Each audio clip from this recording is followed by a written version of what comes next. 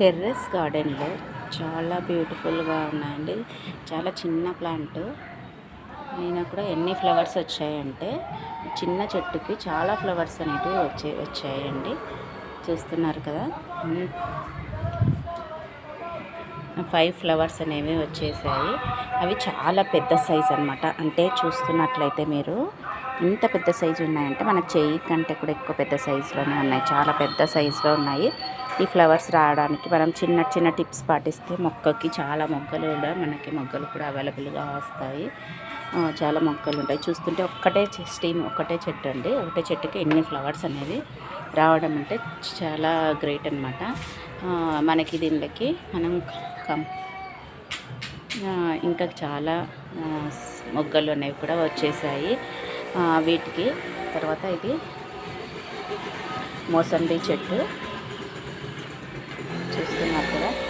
అలాగే ఇట్లా మనకి ఎక్కువ ఫ్లవర్స్ చాలా పెద్ద సైజులోనే మనకి ఫ్లవర్స్ రావాలి అనుకునే వాళ్ళు రైస్ వాటర్ ఉంటాయి కదా, రెగ్యులర్గా రైస్ వాటర్ అంటూ వేస్తే చాలండి. ఎటువంటి ఎరువులు కూడా ఎటువంటివి కూడా అవసరం లేదు. ఇది అయితే ఇంకా చాలా పెద్ద సైజు వచ్చిందండి ఈ ఫ్లవర్ అయితే. ఇంకా ఇటువంటి టెర్రస్ గార్డెన్ వీడియోస్ చాలా చిన్న పాట్స్లో వేసాను. చూస్తున్నట్లే చెట్టు కూడా చాలా చిన్నది, కానీ ఇన్ని ఫ్లవర్స్ వచ్చాయంటే చాలా బాగున్నాయండి. చూస్తున్నారు కదా, ఇన్ని ఫ్లవర్స్ అనేవి వచ్చాయి. వీటికి మీరు ఎటువంటి ఎరువులు, కంపోస్టు, నేనైతే కొంతమంది కంపోస్ట్ చెప్తూ ఉన్నారు కదా, నేనైతే కంపోస్ట్ కూడా చెప్పట్లేదండి.